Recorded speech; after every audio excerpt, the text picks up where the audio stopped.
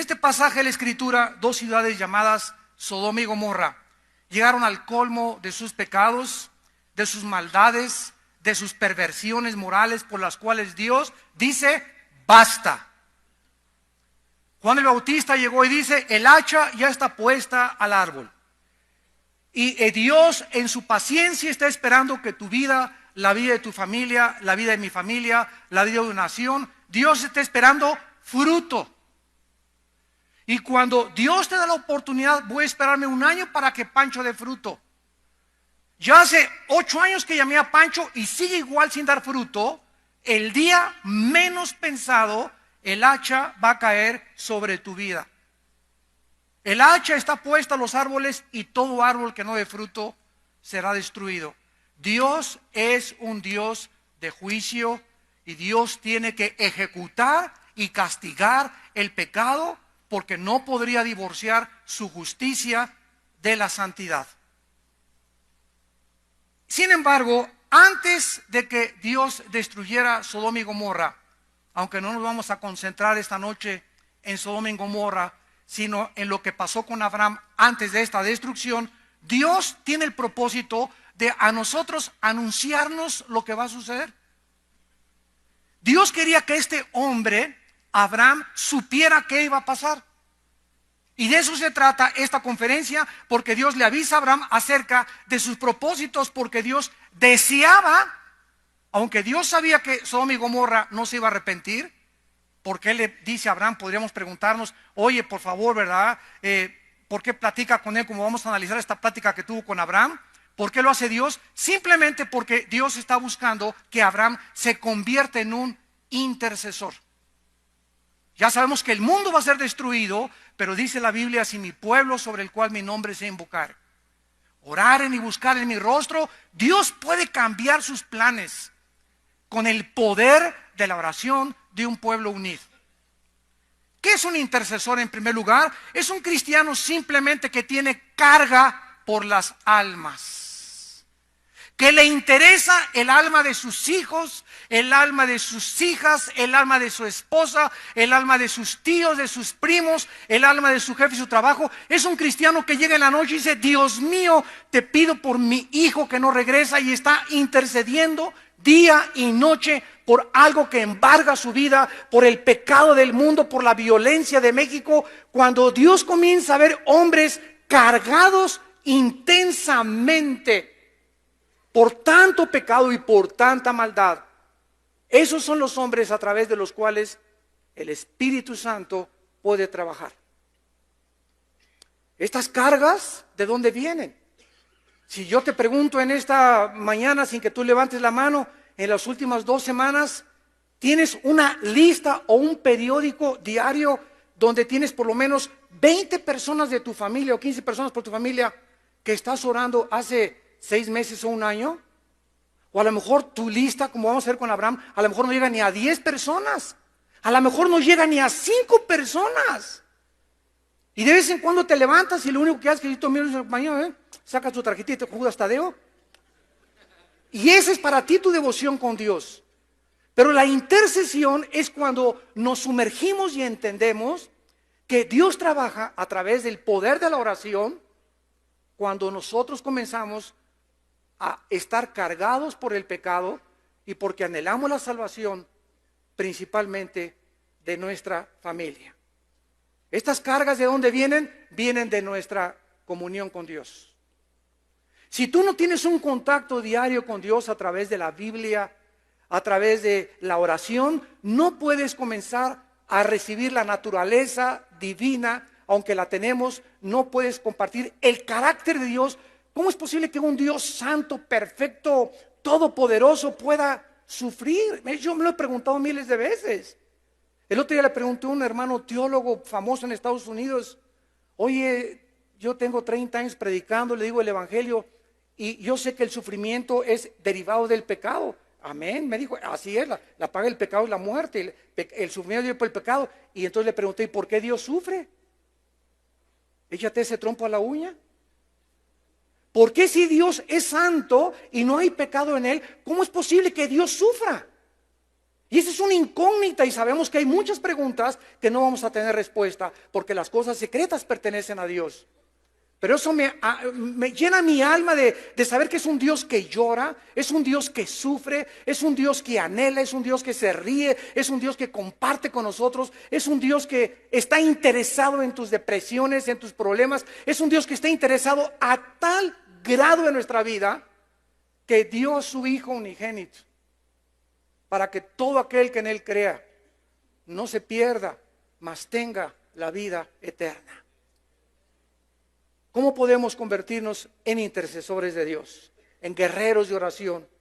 Tenemos que comenzar a desarrollar el bendito hábito de concentrar nuestros pensamientos y nuestras necesidades en las necesidades número uno de tu familia, de tu iglesia y de tu nación.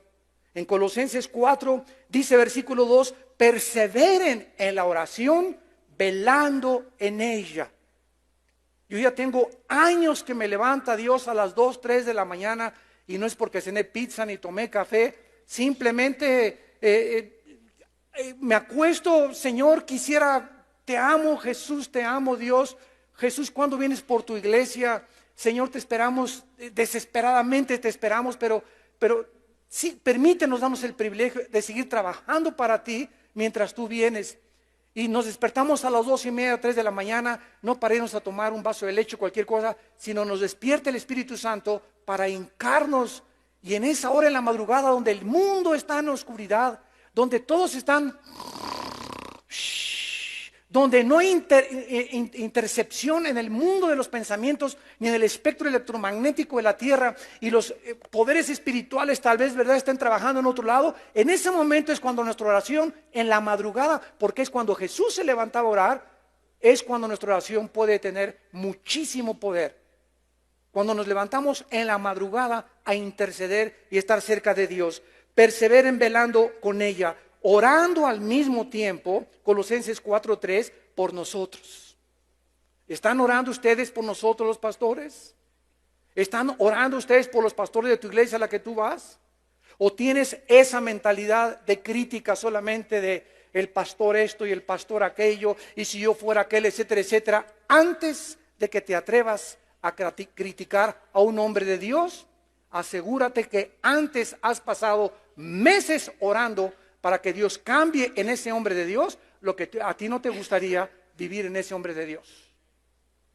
Antes de que pongas el dedo a una persona y la acuses de borracho o de homosexual o de drogadicto, asegúrate que ya le tendiste la mano antes de criticarlo y le dijiste, vengo a ayudarte a que tú puedas levantarte del pozo de tu desesperación. No nos atrevamos a criticar, no nos atrevamos a juzgar si antes no hemos estado como intercesores por esas almas que no nos gusta la forma como actúan, porque entonces nos volvemos fariseos.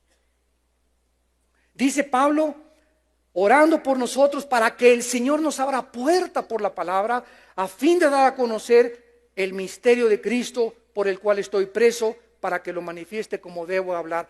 Pablo decía, yo soy Pablo y sí tengo el Espíritu Santo, pero ¿saben una cosa todos ustedes? Dice Pablo, dependo también de ustedes. Esto es increíble. Oye, ¿que no te basta decirle Dios, ayúdame? No, necesito que ustedes también, mis hermanos en Cristo, intercedan por mí. Que Dios me siga hablando por estas. Padre, ábrele puertas a mi pastor ahora que se va a Monterrey. Señor, mi pastor anda por allá en Dallas. Señor, te pido por él que lo uses con los pastores. Te pido por su esposa, te pido por su familia. Necesitamos nosotros nuestras oraciones. ¿Por qué? Porque nosotros velamos por las almas de ustedes. Dice en Hebreos 13, orad por vuestros pastores y respetad a vuestros pastores porque ellos velan por sus almas. Y eso ustedes no lo saben. Pero ¿de cuántos peligros has sido librado en tu vida? ¿Cuántas puertas se han abiertas? ¿O por qué encontraste trabajo y tú crees que es obra de la coincidencia o de un accidente? Y tal vez es las oraciones de tu pastor que tú nunca has agradecido porque lo ha hecho en la cámara secreta de oración. Veamos exactamente lo que Dios quería con Abraham. Vamos a observar que Dios sabía que Sodoma y Gomorra iban a ser destruidas También sabía Dios que Lot, su sobrino, era el único justo de la ciudad. Entonces, ¿cuál es el propósito de Dios para que Abraham comenzara a orar por esta ciudad? En primer lugar, lo quería convertir en un intercesor, en un guerrero, para que comenzara a orar tanto por los malos como por los buenos. Porque Dios hace salir el sol sobre los justos y sobre los buenos. Entonces, no solamente ores por los cristianos, ora también por tus parientes que no son cristianos, por el que vas a llevar al desayuno el próximo mes, por el que vas a traer aquí a la conferencia. Si nosotros no oramos y no entendemos que Dios ha determinado que sea a través de la oración, porque así lo ha determinado, el poder actuar sobre las almas, no vas a poder convencerte de la importancia de ser un guerrero de oración. En segundo lugar, enseñarle a Abraham que la justicia de Dios tiene que ser ejecutada. Dios tiene que castigar el pecado, tarde o temprano. Una vez saliendo de una conferencia, de un desayuno, me encontré un hombre en el elevador y me dice: oiga, señor Alducin, que Dios es todopoderoso. Le dije: sí, claro, es todopoderoso. Me dice: sí, es todopoderoso, ¿por qué no ha acabado con el diablo? Me dice. Y le contesto: dele gracias a Dios porque hubiera comenzado con usted.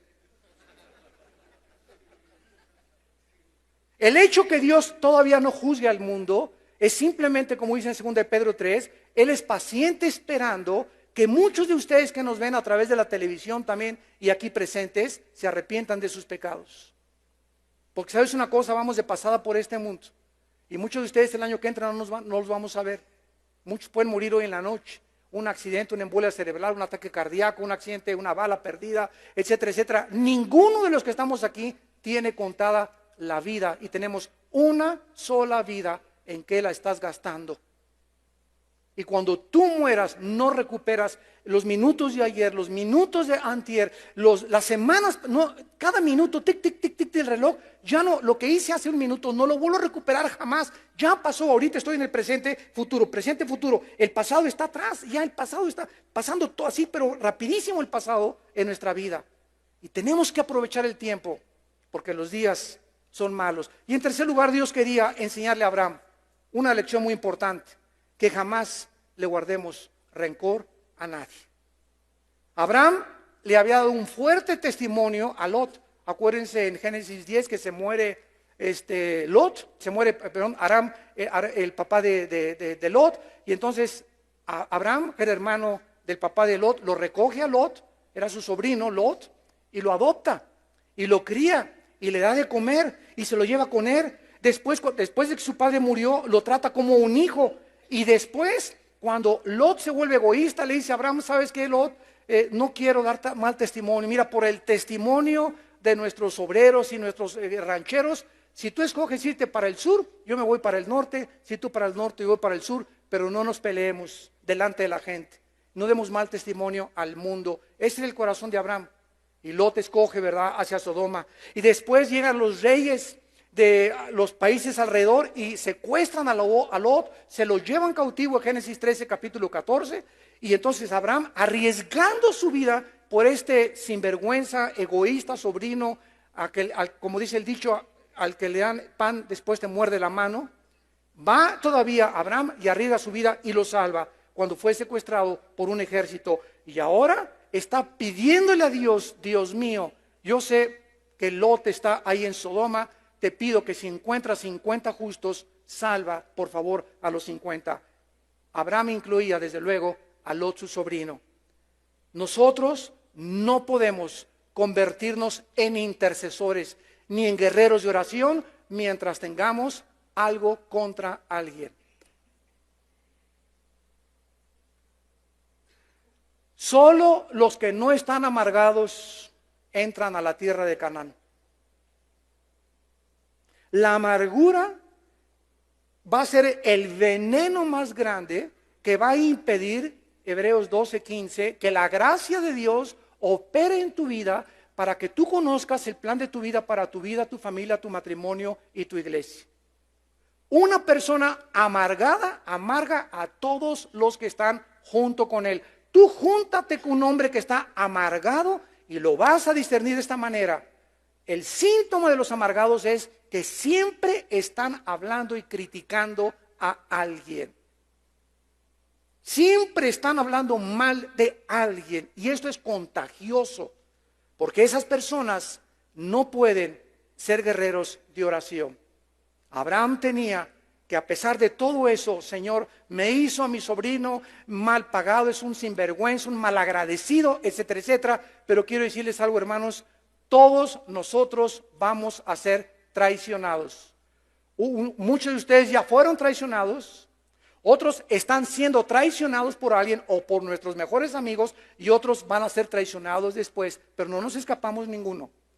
Todos vamos a ser perseguidos, todos vamos a tener personas que hablen mal de nosotros, todos nos vamos a ser calumniados. Si es que te llamas creyente, hijo de Dios, métete eso en tu cabeza para que cuando venga la calumnia, para cuando venga la traición, cuando te digas, ay Dios mío, mi copastor, o esta persona en quien yo confiaba, o mi sobrino que le di el trabajo, o etcétera, etcétera, y te venga la traición y la cuchillada por la espalda, no te amargues, ay, y no te levantes, Padre Santo, gracias porque esta traición me hace sentirme más cerca de mi Señor Jesús. Porque Él fue traicionado. Y Dios quiere que sintamos lo que Jesús sintió. Él fue perseguido, Él fue calumniado. ¿Qué nos esperamos nosotros? ¿Somos mejores que Él? ¿Quiénes son los guerreros? Los que aguantan las balas de 9 milímetros. Los que tienen una coraza contra los ataques del mundo. ¿Quiénes son los que nunca fueron llamados para ser guerreros? Los que cualquier cosa que les dices se ofenden, ya no te hablan en 3 semanas, me habló muy duro, me hizo cara de hamburguesa, me hizo cara de esto, etcétera, etcétera. Y esa gente, esos hombres, ¿verdad? No puedes tratar con ellos por su increíble sensibilidad que nos habla de un corazón sumamente orgulloso.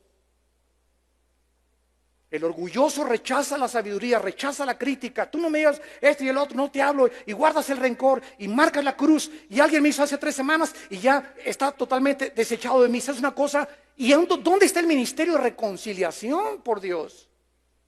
¿Dónde está? Nos tenemos aquí en la iglesia más de 15 pastores que han caído en adulterio, no de la iglesia de nosotros, de otros lados, y que estamos ayudando a rehabilitarlos, porque sus iglesias les pusieron una tacha. Y tú le pones una chat, claro que es un pastor de nosotros también cae en adulterio, nos ha sucedido, ¿verdad? Los pendemos mínimo 1 año, lo ayudamos con un poco de 3 o 4 meses con su sueldo, pero él tiene que ser disciplinado, él no puede estar en el pastorado hasta que no se rehabilite, y tarda 1 o 2 años, de acuerdo a la gravedad de su adulterio y de su inmoralidad, o de su abuso de confianza, de su fraude o de su robo. Pero tenemos que estar dispuestos a creer que Dios puede restaurar a ese hombre tarde o temprano. Porque Dios es lo que Él hace, ¿verdad? Él restaura a las gentes, y un vaso de barro que se le rompe en las manos, Dios es poderoso, dice Jeremías 23, para volver a poner las piezas juntas.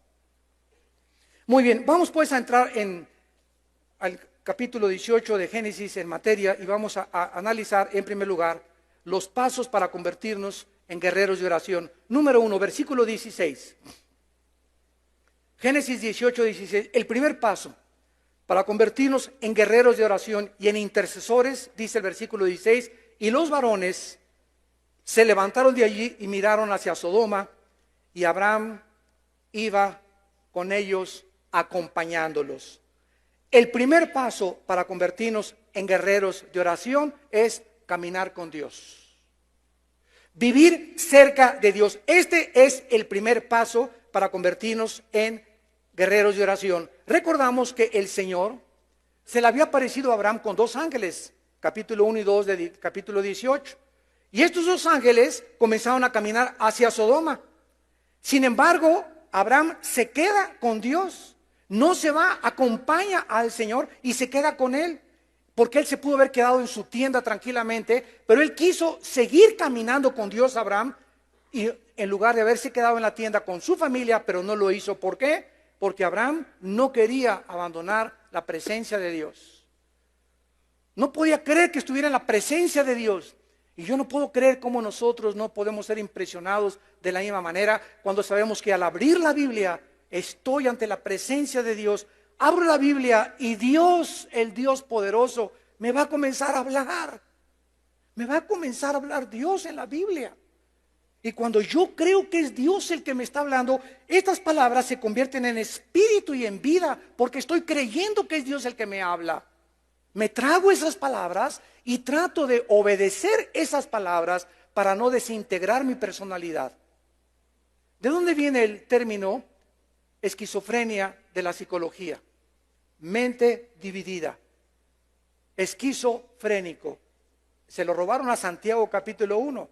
2000 años antes de Freud, Santiago dijo en Santiago 1, el hombre de doble ánimo es inconstante. Esa palabra ánimo en el griego es alma. O sea, el hombre con una mente dividida, en todo es inconstante. ¿Qué es un hombre dividido? Es un hombre que lo que habla no lo hace. Cuando comenzamos nosotros a hablar, y soy cristiano, y por aquí y por allá, y no practico lo que Dios me está diciendo, me comienzo a desintegrar, me comienzo a separar interiormente, comienza mi mente a ser afectada psicológicamente, comienzo a bandear, comienzo a tener malos pensamientos porque estoy desintegrando mi personalidad y eso es la causa de ser inconstante. Nunca acabo ningún proyecto, nunca duro en ningún trabajo, nunca duro con ninguna mujer, nadie es suficiente para mí, nadie me hace feliz. Comenzamos a desintegrarnos mental, física y emocionalmente. ¿Cuál es la raíz? La desobediencia a la palabra de Dios. No todo el que me dice Señor entrará al reino de mi Padre, sino el que hace lo que está escrito. Abraham ya no quería separarse de Dios. En segundo lugar, dice el versículo 17-19, Génesis 18, el segundo paso. Y Jehová dijo, noten ustedes, ¿a quién le dijo esto? Jehová está hablando, está murmurando esto a sí mismo. No se lo está diciendo a Abraham. De repente comienza Dios a hablar y dice Dios, encubriré yo a Abraham lo que voy a hacer, habiendo de ser Abraham una nación grande y fuerte, y habiendo de ser benditas en él todas las naciones, porque yo sé, dice Dios, que mandará a sus hijos y a su casa después de sí, que guarden el camino de Jehová, haciendo justicia y juicio para que haga venir Jehová sobre Abraham lo que ha hablado acerca de él. En segundo lugar, para poder ser guerreros de oración, necesitamos comenzar a pensar en el llamado y en el propósito que Dios tiene para nuestra vida. Señor, tú ya diste tu vida en la cruz por mí, ya me salvaste, y ahora, ¿qué es lo que quieres de mi vida? Número uno, me dice Dios, Armando, te salvé, Abraham, te salvé, para que tú, Abraham, vas a bendecir al mundo entero. Armando, Pancho, Carlos, Felipe, te salvé para que comiences a convertirte en mi instrumento de bendición a tu familia.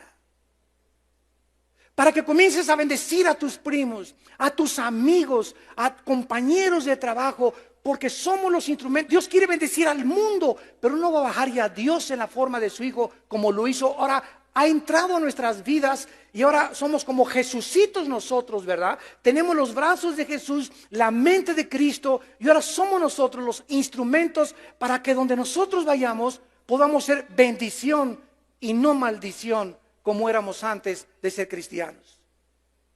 Ahora que veníamos en el aeropuerto, antier, estábamos en Dallas etiquetando y ya en los aeropuertos hay unas máquinas especiales donde ya no vas al mostrador con la persona que te recibe el boleto y darte los pases de abordar. Ahora metes tu pasaporte o tu tarjeta de crédito y ahí comienzas a manejar la computadora y ya te preguntas si llevas equipaje, cuántas maletas llevas, si llevas niños, bla, bla, bla, etcétera, etcétera. Y muchas veces no coincide la información de la computadora con tu viaje. Entonces hay personas ahí de American Airlines, ¿verdad?, que te ayudan, les hablas y vengan para acá a ayudarme, porque aquí la computadora está trancada. Había una señora como unos 70 años de edad, yo estaba con mi esposa y mis 3 hijos ahí, y había una señora ahí como 70 años de edad, y le dije, por favor, ¿me puede venir a ayudar? Y me hace, y le dije, ¿me puede por favor venir a ayudar? Total que así a la mala gana que se acerca a la computadora, y lo primero que le dije fue, Jesus loves you. Le dije, Jesús te ama. Y me dice, ¿y qué? Y me dice, ¿y qué? Y entonces ya no le dije nada. Entonces le puse así la mano sobre el hombro y cuando me acerqué con ella y le dije que Dios la amaba, me dijo, ¿y qué? No sé qué pasó en ella, que comenzó a meterse en la computadora y vio dónde estábamos acomodando nuestros asientos que nos habían mandado hasta atrás y me comienza a decir, ¿no quieren sentarse más adelante juntos? Y le dije, amén, claro que sí, con mucho gusto, ¿no? Algo comenzó en ella a transformar su carácter, que comenzó ella de una forma voluntaria y generosa hasta ayudarnos a sentarnos juntos como familia hasta delante del avión. Y después de que acaba de hacer eso, la abrazo y le digo, ¿sabes una cosa? No estás sola, Jesús te puede ayudar a vencer tus problemas. Y comienza con sus lágrimas y se va caminando llorando. Llegamos al mostrador para que nos den los tickets de las maletas y me dice la supervisora, se una supervisora de American Airlines y me dice, oiga, ¿lo ofendieron? ¿Esa señora se portó mal con ustedes? Le dije, no, de ninguna manera. No, sí, yo vi que lo trató mal, me dice la supervisora. Y es nuestro deber que los trabajadores cumplan con su trabajo y la vamos a reportar. Le dije, permítame una cosa. Le dije, esa señora venía con le dio un planchazo a su esposo en la mañana. O su hija, todos amanecemos siempre con algo. Y sabe una cosa, somos cristianos, le dije a la señora, no la reporte y no voy a firmar ningún reporte. Porque esa señora cambió su actitud cuando nosotros la abrazamos y le dijimos que Dios la amaba. Entonces nosotros tenemos que tener esa compasión por la gente. Tenemos que tener esa misericordia por la gente. Tenemos que ser amables con la gente, como dice la Biblia. El siervo de Dios no puede ser contencioso, peleonero.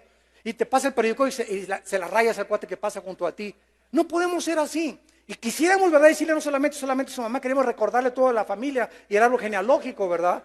Porque está dentro de nosotros, pero si te comienzas a controlar, comienzas a hacer bendición a los demás. Y Dios nos ha mandado a hacer bendición a los demás, a hacer sus instrumentos de bendición. Dice el versículo 19, yo sé que mandará a sus hijos y a su casa que guarden el camino de Jehová, haciendo justicia y juicio. En segundo lugar, Dios quería que comenzara Abraham a pensar que no solamente él iba a hacer bendición a miles de gentes, sino recordarle también que para que Dios haga venir sobre nosotros la bendición, para que Dios bendiga mi trabajo, para que Dios bendiga mi ministerio, para que Dios haga venir sobre mí las cosas y las promesas, más de 8,000 promesas que hay en la Biblia, sean mías, yo tengo que convertirme en el pastor de mi esposa y de mis hijos. Si tú no le estás enseñando a tu esposa y no eres un hombre de Dios con tu esposa y hay una relación equivocada con tu esposa, 1 Pedro 3:7, vuestras oraciones tienen estorbo. Hazle como hables en lenguas, te eches de machincuepa, seas profeta, te digan el apóstol de Tenango y de San Miguel de Allende, te digan lo que quieras y puedes sonar a mucha gente. Si nosotros, quiero decirles una cosa, los dones son irrevocables y hay muchas gente que están trabajando y operando en los dones de Dios sin que necesariamente esa persona sea digna de estar haciendo eso. Dios no nos quita los dones, pero sabe una cosa, Dios le está dando oportunidad a esa persona, pero el hacha está puesta a los árboles. Y si ese hombre de Dios o ese sanador o ese profeta o ese apóstol o ese pastor sigue en su camino y no entiende que la esposa es la principal oveja, tarde o temprano el hacha cae sobre tu vida y el árbol de tu vida se cae. ¿Por qué? Porque para que Dios haga venir sobre nuestra vida las bendiciones, necesitamos ser los maestros de nuestra esposa, los pastores de nuestros hijos. Que nuestros hijos no digan algún día mi padre es un hipócrita. Mi padre dice una cosa y hace otra cosa. O que ¿sabes quién te conoce? Mi esposa y tu esposa. ¿Quién me puede conocer a mí? Mis pastores no me conocen a mí como yo soy en la intimidad. Yo puedo conocer con pastores y el hermano y predicador y todo. ¿Quién me conoce realmente? ¿Quién sabe cuando yo me levanto a orar en la madrugada? ¿Quién ha visto cómo reacciono en momentos íntimos? ¿Quién me ha encontrado a mi esposa viendo pornografía? ¿Me he encontrado a mi esposa haciendo alguna cosa indebida? Ella es la que sabe realmente si yo soy un guerrero de Dios. Nadie más que tu esposa y mi esposa saben quiénes somos y Dios. Abraham tenía que pensar eso, que él tenía que convertirse en el pastor de su casa. Y en tercer lugar dice el versículo 19, para que haga venir Dios sobre Abraham lo que ha hablado acerca de él. Dios le dio grandes promesas a Abraham, ¿recuerdan? Y quería cumplirlas Dios. Y ahora Abraham necesitaba, ¿qué cosa? Ser fiel hasta el final, porque se puede comenzar bien y muchos terminan mal. Yo ahora que estoy viajando continuamente, estuve en Bogotá y en Guatemala y San Diego, Los Ángeles, etcétera, etcétera, conferencias, casi siempre conferencias con pastores, con líderes. Nunca he visto, Fernando, tantos pastores y líderes a nivel mundial caer, que eran mis héroes. Durante 15 años yo admiré a ese hombre de Dios y a ese pastor, y están cayendo como el dominó. Llegan y comienzan a tener mucho dinero, comienzan a ser muy famosos, comienzan a creer que tienen el derecho de que porque son muy famosos, comienzan a sentirse demasiado seguros de su conocimiento, de su fama, de su teología, del dinero, del respeto de la gente, y cuando alguno piensa que está firme, mire que no caiga. ¿Cuántos han comenzado tan bien y los agarraron en homosexualidad? Los agarraron, cayeron en adulterio, agarraron defraudando impuestos al gobierno, agarraron defraudando esto, agarraron robando esto, y de repente 10, 15, 20 años, todo lo echan a perder en su vida, como dice Salomón, una mosca muerta echa a perder el perfume. Una pequeña locura en nuestra vida echa a perder años de ministerio. ¿Vale la pena? La familia tan linda que Dios nos ha dado, la esposa, los hijos que tienes, por una noche con una prostituta o con otra muchacha, o tú crees que estás mandándole recados por internet a una muchacha, tú crees que Dios no te está viendo, crees que Dios no sabe lo que hacemos, nuestros pensamientos no están escondidos de Él, dice el Salmo 139, aún ni siquiera hablo cuando Él ya sabe lo que voy a hablar, tan grande es la omnisciencia de Dios. Dios no puede ser burlado, tenemos que tener temor de Dios en nuestro corazón. Porque muchos de ustedes hacen lo que hacen porque no tienen temor de Dios.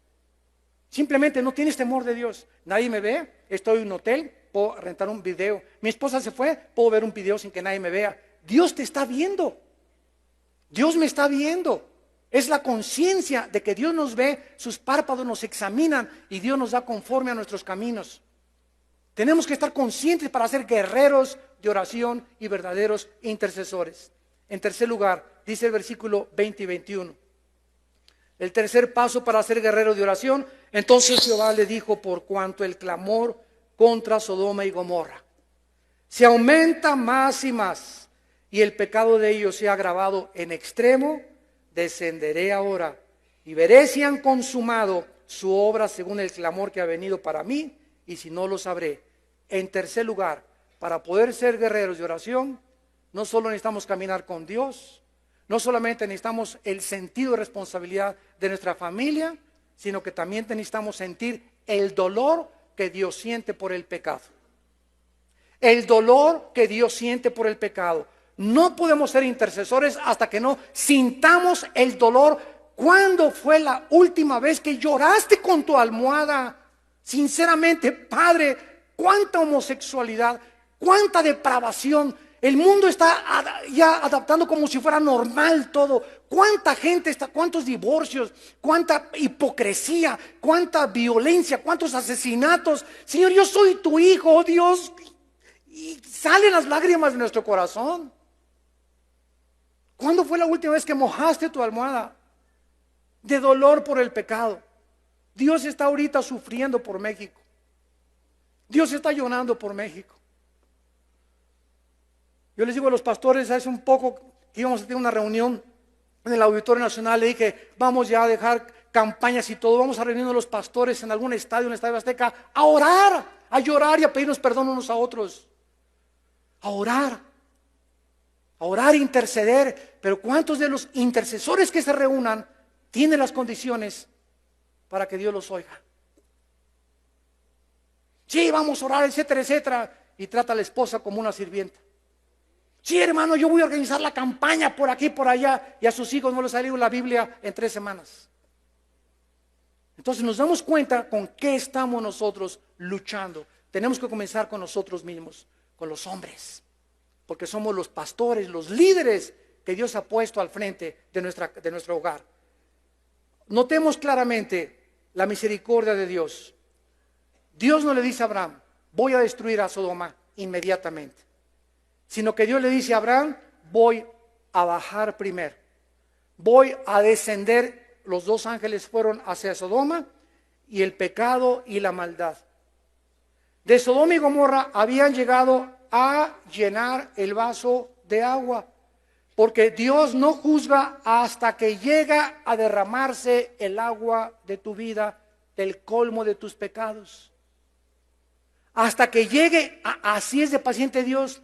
Dice en Romanos 2:4, ¿qué ignoras que la benignidad y la paciencia de Dios te guían al arrepentimiento? ¿Cuántos de ustedes están pecando y ya tienen ahorita 6 meses en pornografía, en adulterio, etcétera, etcétera, y siguen caminando en la vida y no pasa nada, no pasa nada, no pasa nada? Ahí viene el ramalazo en tu vida mañana o la semana que entra. ¿Por qué? Porque si no te ha pasado nada, es porque Dios está esperando que llegues al colmo y que llegues a convencerte que no te está viendo Dios y que puedes seguir con tu vida y con tu esqueleto en el closet y escondido una vida secreta y otra vida delante de la gente, y Dios te va a sacar del closet y te va a exhibir públicamente, porque Dios tiene que castigar el pecado. Pero Dios es paciente. Miren en Génesis 15:16.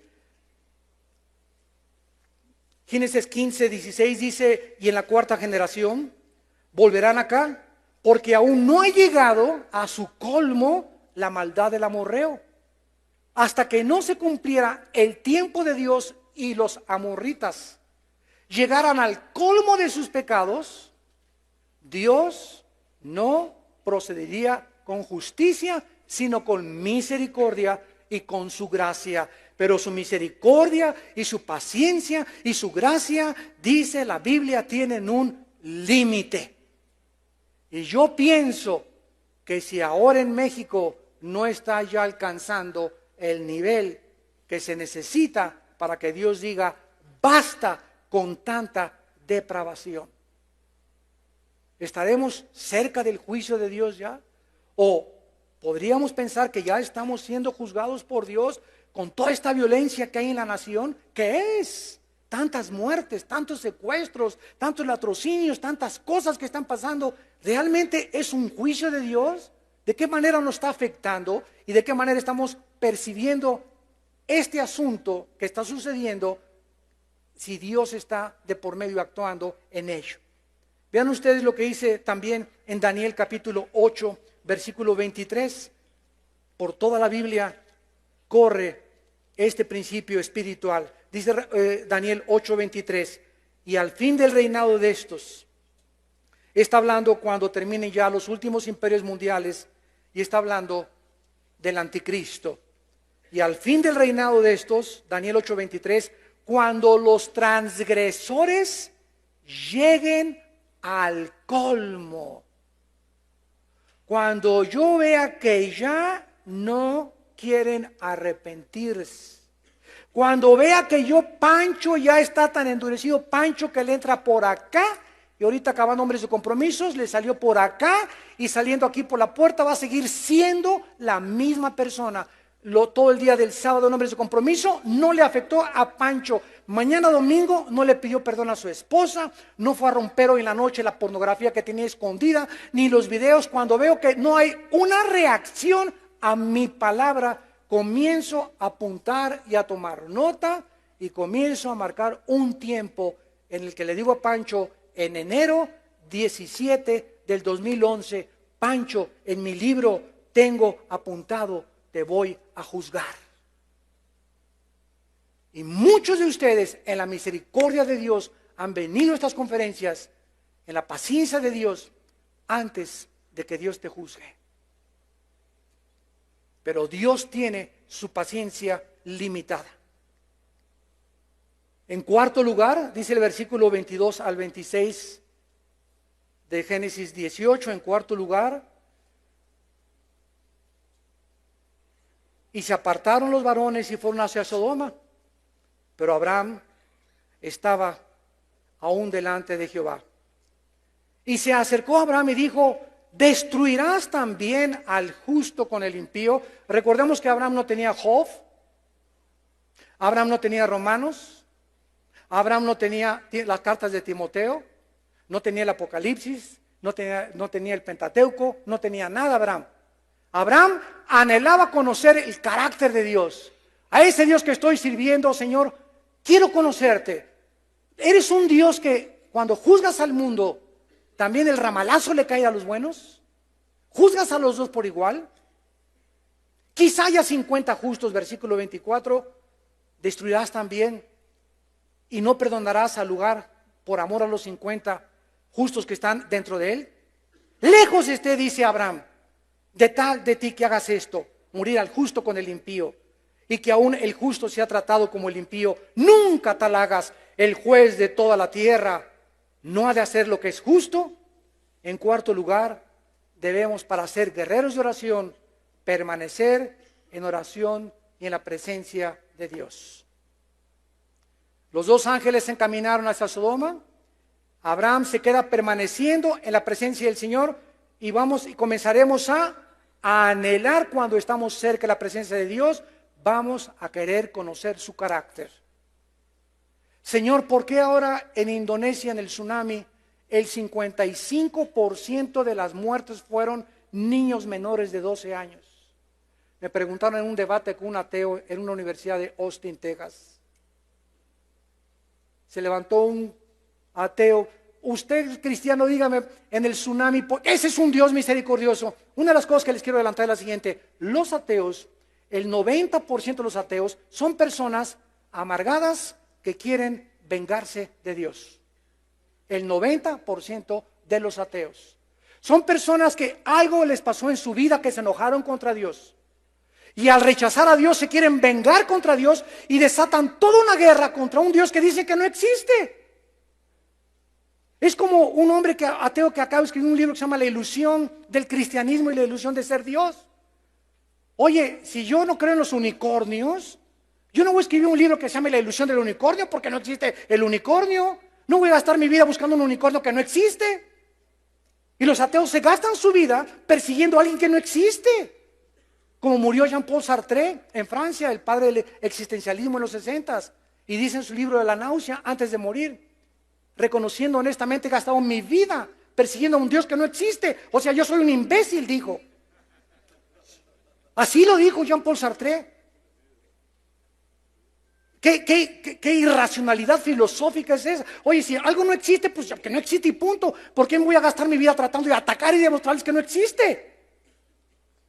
Sin embargo, esta es la razón por la cual ellos se amargan contra Dios. Son personas que, Carlos Darwin, se le muere una niña de 10 años.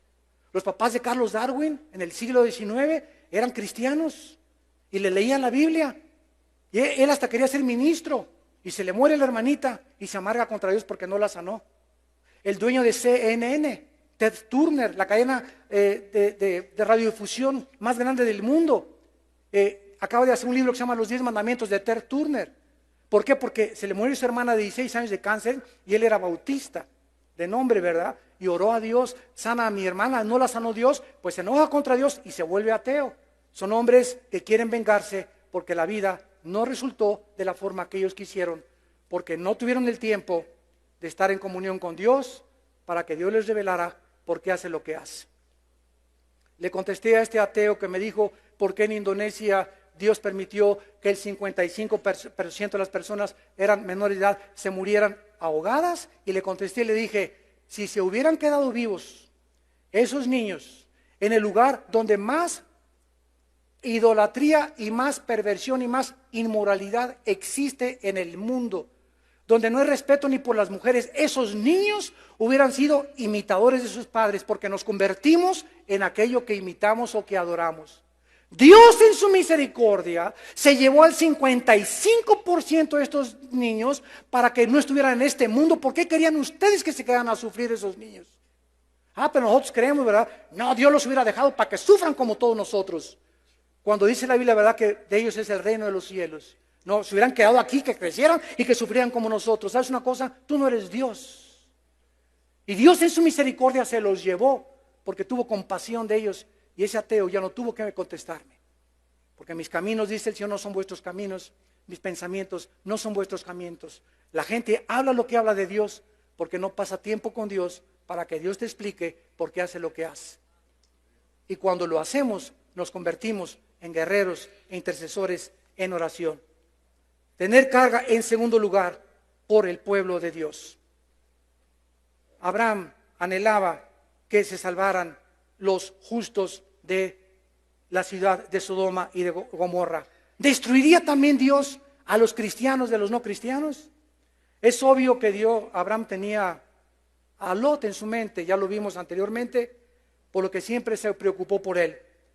Todos los creyentes somos el cuerpo de Cristo. Y debemos tener cargas, nosotros por los bautistas, por los nazarenos, por Amistad Cristiana, Vida Nueva, pentecostales, etcétera. Todos los que estamos bajo la sangre de la cruz y creemos en la salvación por la gracia de Dios, nos debemos de preocupar los unos por los otros, en lugar de voltearnos los cañones unos contra otros y estarnos atacando, degradando y compitiendo unos con otros.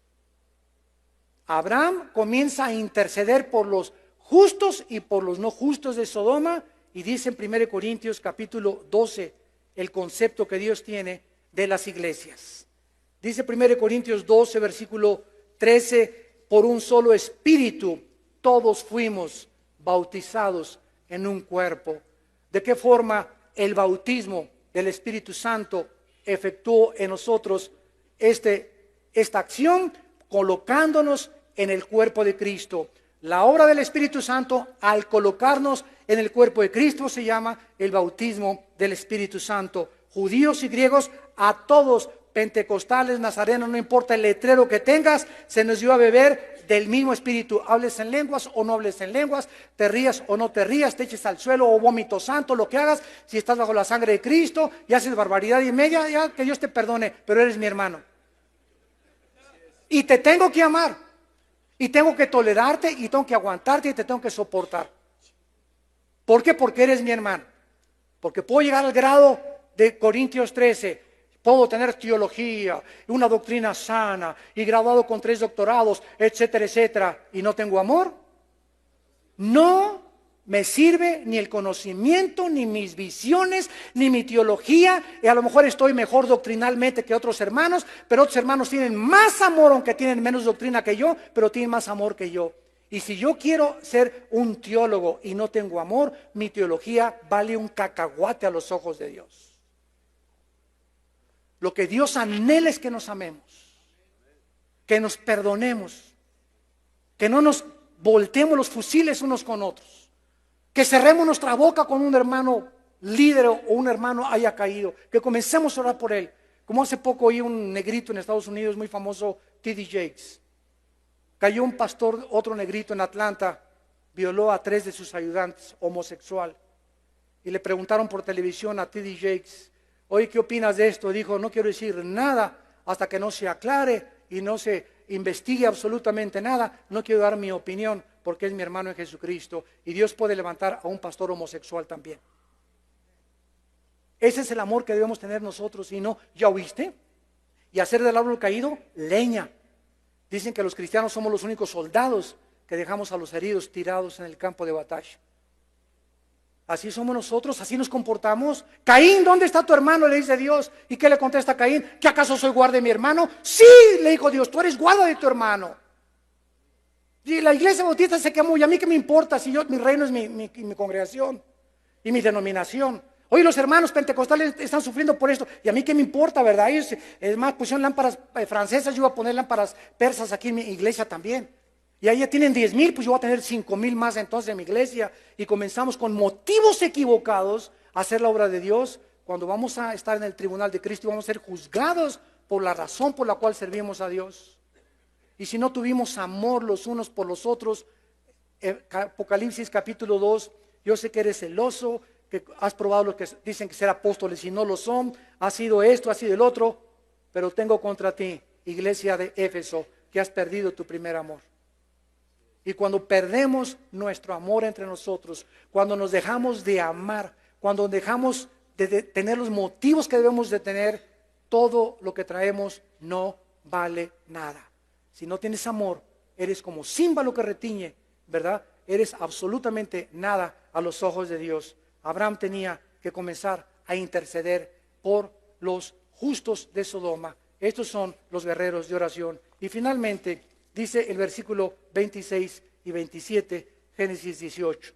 Dios le responde a Abraham. Dice el versículo 26, respondió Jehová, muy bien Abraham, te voy a contestar. Si hallar en Sodoma, y aquí terminamos, 50 justos dentro de la ciudad, Abraham, por causa de esos 50 justos, no destruyó a los sodomitas. Señor, ¿y 45? Por los 45 no los destruyo. Señor, perdóname 30, si hay 30, no los destruyo. 20, no los destruyo. 10, no los destruyo. Y hasta ahí llevo la cuenta, hasta 10. Abraham creía de alguna manera que su sobrino, al ser cristiano y creyente, porque dice la Biblia en 2 de Pedro que era creyente Lot, había testificado y había ganado almas en Sodoma. No ganó ni a su familia. La esposa se convirtió en estatua de sal y las dos hijas acabaron teniendo relaciones sexuales con él. Y Abraham todavía creía, ¿verdad? A lo mejor Lot salvó a 15 personas. Por eso Abraham comenzó a interceder. Tal vez mi sobrino ganó almas ahí en Sodoma. Y no había nadie justo en Sodoma. Y Dios lo salva a Lot, ni siquiera por la justicia de Lot, sino por el pacto que Dios había hecho con Abraham. ¿Qué significa esto? Escuchen esto. Que Dios no hubiera destruido a Sodoma, no por los sodomitas, sino porque no había justos en Sodoma. Si hubiera Dios encontrado a 10 justos aquí en Tlalnepantla, Dios no hace temblar a Tlalnepantla. Es la ausencia de los buenos lo que les da la oportunidad a los malos. Y los malos hacen lo que hacen porque los buenos no hacen nada. Y cuando comenzamos a interceder por México, y cuando comenzamos, aunque yo soy perredista y el presidente es del PAN, o yo soy priista y el presidente del PAN, no me importa de qué partido es el presidente, 1 Timoteo 2, del partido que sea, yo soy cristiano y me quito mi partido. Él es un hombre que ha sido puesto por Dios, sométase toda persona a las autoridades, yo voy a orar por el presidente, no importa del partido que sea, voy a orar por el presidente Calderón. Que Dios le dé sabiduría en lugar de criticarlo y esto y el otro. Estoy orando por él antes de atreverme a criticar lo que él está haciendo. Estoy orando por él. Esa es nuestra obligación, orar y dejar a Dios el juicio. Pero si no lo hacemos, ¿cómo esperamos que Dios pueda actuar? No había justos en Sodoma. Dios tuvo que destruir a Sodoma. Y finalmente, Dios tiene que destruir Sodoma y Gomorra. Y le dice Dios en el versículo 32, no se enoje mi Señor, si 10 se encuentran, dice Dios, no la destruiré por amor a los 10, y Jehová se fue luego. Dios ha demostrado, santo es de Dios, en toda la Biblia. En el diluvio sacó a Noé, a sus 3 hijos y a sus 3 nueras, y cayó el juicio sobre el mundo. Cuando Éxodo sacó Dios en Josén a su pueblo, cayó las tinieblas sobre Egipto, los hijos de la luz tenían luz, los hijos de Israel tenían luz. Cayeron plagas sobre Egipto, los hijos de Israel fueron apartados. Ezequiel 9, Dios juzga a Israel y comienza Dios a juzgar a todos los que no están intercediendo y Dios perdona a los que están intercediendo. Romanos 5, Dios no nos ha puesto para la ira. Primera de Tesalonicenses 1:10, Dios no nos ha puesto para la ira. Apocalipsis 3:10, por cuanto has guardado la palabra de mi paciencia, te guardaré de la hora de la prueba que vendrá sobre el mundo entero. Lucas 21, para que seamos tenidos por dignos de las cosas que van a venir sobre el mundo y para que cuando los juicios comiencen a caer de veras sobre tu vida, tú no pierdas tu negocio, tú no pierdas tu matrimonio, tú no pierdas a tus hijos, tú no pierdas tu integridad. Porque mandará sus ángeles a que tu pie no tropiece en piedra y caerán 1000 a tu diestra y 10,000 a tu derecha y tú vas a permanecer de pie. Por cuanto has puesto tu confianza en mí, yo también te libraré, dice el Señor, y te mostraré mi salvación.